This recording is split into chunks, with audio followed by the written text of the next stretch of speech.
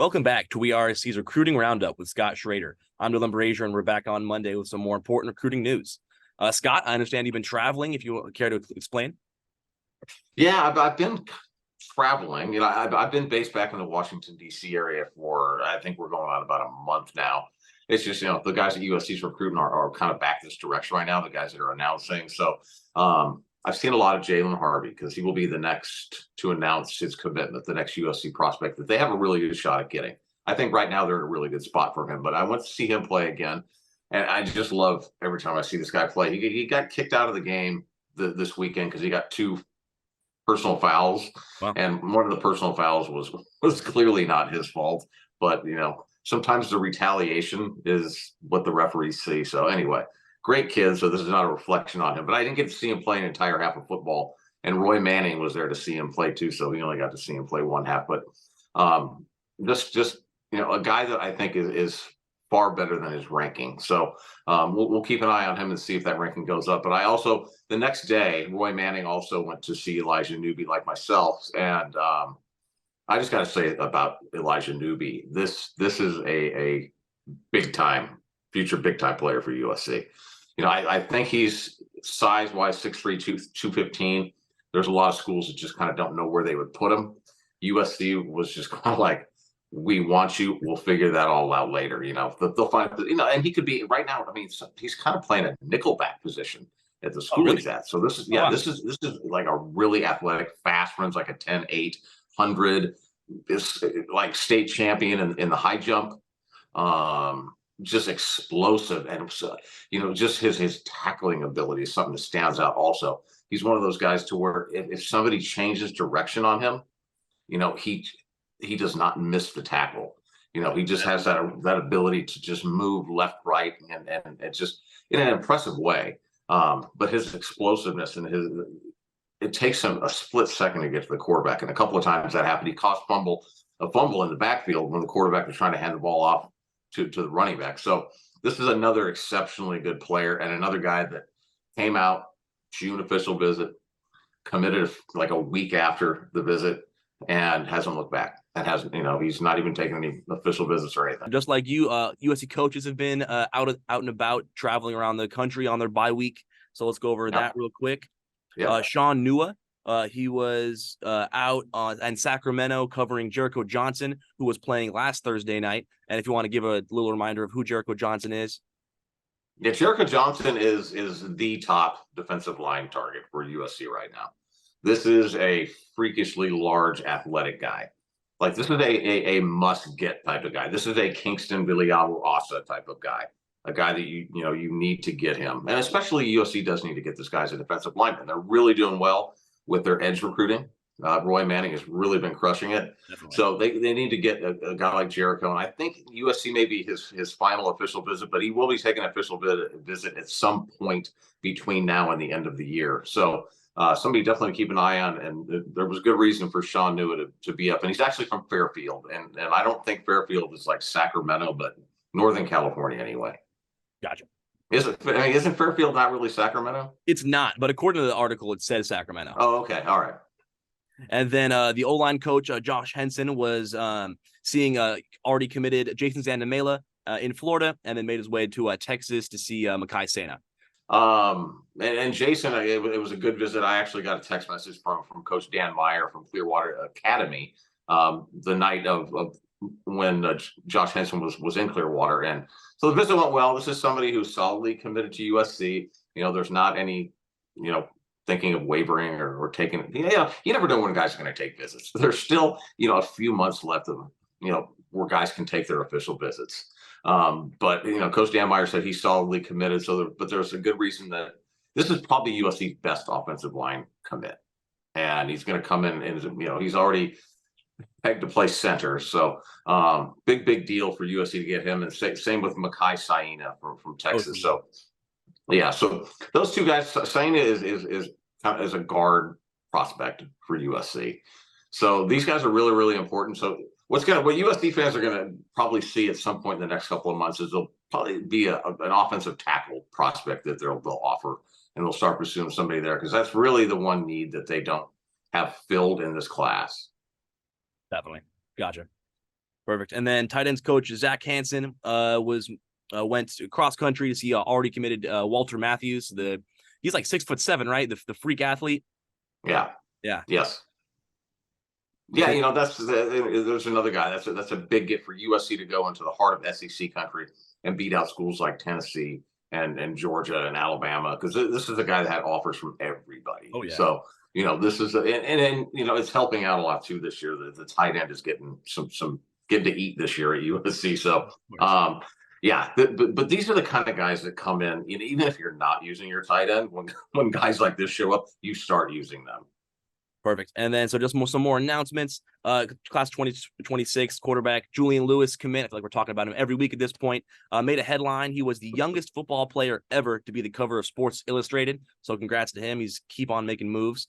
And he just had a great game last week too. It was 8 of 10 for 100 something yards and like perfect game. He had 160 quarterback rating. So just a generational quarterback from him. And then along with 2026 recruits, we got Jamiron Baker, recently committed during the Nevada game, received his first national ranking through Rivals, and he is the number 79th overall in the class. So definitely good to see him on the rise. So that's all recruiting news we have for today. Now we're going to switch over to week 4 predictions. This past weekend, not great matchups, but we got a lot of heavy hitters this weekend, starting with Colorado, Oregon. It's at Oregon. The line is at 20.5 in Oregon's favor. Yeah, I'm taking Oregon, and in part because Travis Hunter is not going to be playing for Colorado. So not only is that a huge loss on the offensive side of the ball, it's a big loss on the defensive side of the ball. There's chances for turnovers when he's in the game, are exceedingly high. Yeah. But on top of that, it's really hard to go to Autzen. And I haven't seen Oregon play this year. You probably have, but I just think it's just the atmosphere and the quality of football that Oregon has the ability to play when they are, especially at Autzen. I think it's just going to be too much for the Colorado football team to handle. And look, they're already at the point. I mean, people are going to be talking shit about Deion Sanders this week and whatever it might be, because they barely squeaked out a victory against Colorado State. But Colorado could go 0-9 the rest of the year, and Colorado's already won. They've won 2023 already. So everything that happens from here on out is just pure gravy. And they're going to win more football games. I just don't think they're at the point where they can compete with Oregon, USC, Utah, Washington, and Washington State and Oregon State too. We should add those guys in there, because look at the Pac-12 right now. There's like 8 teams ranked in the top 25. Yeah, I mean, and we're this is gonna be the last week that we have 8 ranked, considering all the in-conference matchups. Right. But I mean, I got to take Oregon. As much as I don't like Oregon and think they're not a great football team, it's just in Autzen. It's a hostile environment, and we've seen from Colorado's defense. I mean, they're going to give up a lot of points. And honestly, without Travis Hunter on the offensive side, I know they have a Weaver. He's a good wide receiver, but I just don't think they're going to be able to match Oregon point for point in that aspect, especially with the loss, if you said Travis Hunter. And Shiloh Sanders, the defensive son, has had a pretty good game. He had a pick six and a forced fumble. But I mean, still, I mean, it's the defense is really lackluster compared to the offense. And Bo Nix is going to have a field day in Autzen. Yeah, I feel like 2 scores in Oregon's favor for sure. Yeah. Perfect. The spread went up a little bit since this morning even. I think it was at like, I want to say it was like 14.5 or something like that. Maybe not this morning, but I think last week. Yeah. And now it's up to 20. So yeah. Perfect. Next up is another in-conference matchup, and that's UCLA Utah at Utah, and it's line is at 5 points in Utah's favor. Yeah, I was going to take Utah in this, and I just remember because I'm going to do a 6-game parlay this week. A couple times a year, a couple weeks a year, I indulge and do $100 6-game parlay. Last year, I only did one. And I won 5 out of 6 games. And the only game I lost was I took UCLA over Oregon. So I was ready to pick Utah in my 6-game parlay. And I said, there's no way I'm taking UCLA. So I'm going to go ahead. I'm going to go ahead and take Utah in that game, but only because of the jinx thing that I have going on in my head. Okay, I I got think you. UCLA could beat them. That's basically that's my long-winded way of saying that. Yeah, I mean, they have Utah as the favorite, but I think UCLA is the more complete football team right now. Yeah, Utah just played Baylor and made Baylor look like a better football team than, let's face it, Baylor's not a good football team, but it made Baylor look good almost and squeaked it out at the end, thankfully. But no, UCLA with freshman Dante Moore has been lighting it up, in my opinion. And honestly, well, I mean, good Lord, they better be lighting it up against those FCS schools. That's fair. I mean, that's gravy. Fair. I definitely like UCLA against Utah in Utah, which is also a hostile environment. But it is. I feel like a field goal to 7 points is what I say in UCLA's favor. Well, who's quarterbacking for Utah? Utah. Well, I don't know. Is Cameron Rising still isn't back yet? So it's the backup. See, that's a reason to take UCLA, in my opinion. But I'm not going to because of the jinx. No, I totally feel that. Perfect. Next up, we're doing out of conference matchups, and that's Ohio State and 6th ranked versus 9th ranked Notre Dame at Notre Dame, and it's favored Ohio State. The line is at 3. Who do you think? I'm taking Ohio State, and I have no good reason to offer up why. Yeah, but that's just kind of like I just feel like feel like Ohio State's going to be one of those playoff teams at the end, and even if they're not playing their best offensively right now, which they clearly aren't. I mean, they're doing fine, but I mean, Ohio State has got breaking in a new quarterback and all that kind of stuff. I just think they're so talented, and they're not going to make mistakes and all that kind of stuff. So neither is Notre Dame, but at the same time, I don't know. I just can't imagine Notre Dame beating Ohio State right now. Wow, I'm thinking the exact opposite. I feel like Sam Hartman is dealing it for Notre Dame, and he looked like a complete quarterback with a complete team. Yeah. Ohio State, on the other hand, is looking they're getting wins by a good amount of points, but they're not a complete football team, in my opinion. Yeah. And they're in Notre Dame, so of course their fans are going to make themselves known.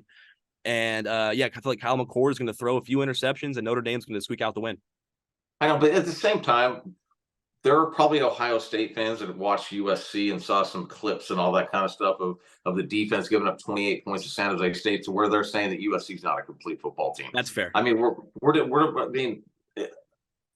Notre Dame resume wise this year through 3 games or whatever they play. Yeah, probably more impressive than what Ohio State's faced, right? I mean, definitely. I don't even know who. I have no idea. They played Indiana, right? Yes. All right. Other than that, I have no idea who they played so far this year. So that's why I have really no good reason to, other than I just feel like Ohio State is at the point where their program, even if they're not at their best, this is all of some Alabama teams in years past were kind of like, I don't know, I'm not feeling Alabama.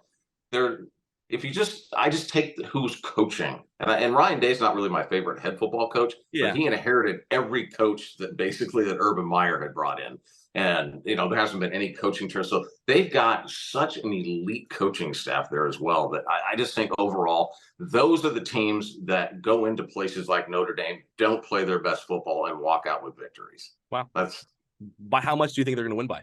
It's going to be really close. Really close. I think. I think that point spread, I think we're all kind of feeling that, right? Especially, and you talk about these venues. Going to Ohio State going into Notre Dame that's going to be hard. Yeah. It is. But I think Ohio State is a program that fields teams that can go and deal with environments like that. And I feel like USC can deal with those environments now, too. And 2 years under Lincoln Riley, I mean, it's just a big change. Definitely. Perfect. So now we're going to head to the SEC. We got Ole Miss playing Alabama, and Alabama is the 6.5 point favorites. It's hard to believe. Yeah. At home. Still, after all this.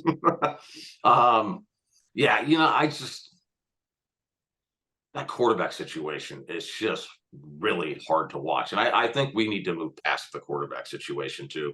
We can't call it that.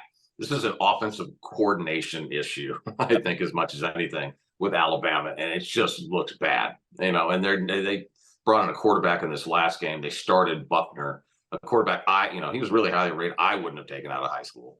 So now he's your backup, and now you're down to a true freshman. Wouldn't be surprised, based off what we're hearing, that Milroe is back as the starting quarterback. I think they should put it back in Milroe. Yeah, I agree with that. So at Alabama. All right. So they lost their first game at home since 2019, was it? I don't know the exact date, but yeah, I think it was 2019. Yeah. All right. I mean, that may not seem like an eternity, but in football years, it's a lot of lot of games. It's like 36 plus games. No, not that. Against 20 games. Against good teams. SEC. It's not like So I'm going with Alabama. Okay, yeah. I mean, being at Alabama is definitely a plus in their favor, but I like Jackson Dart. I like Lane Kiffin, and I think the Alabama defense is hit or miss sometimes. They were missing a lot against Texas and against that offense, and I feel like Lane Kiffin is going to bring the same quality of offense to Bama and give it to him again. I feel like it's going to be it's going to be really close. I think within 4 to 6 points is going to be final score Ole Miss favor. Yeah, definitely. Well, that will be the end of today's show. Thank you for tuning in to another edition of WeAreSC's Recruiting Roundup with Scott Schrader. I'm Julian Brashier, and we'll see you next week. Fight on. Fight on.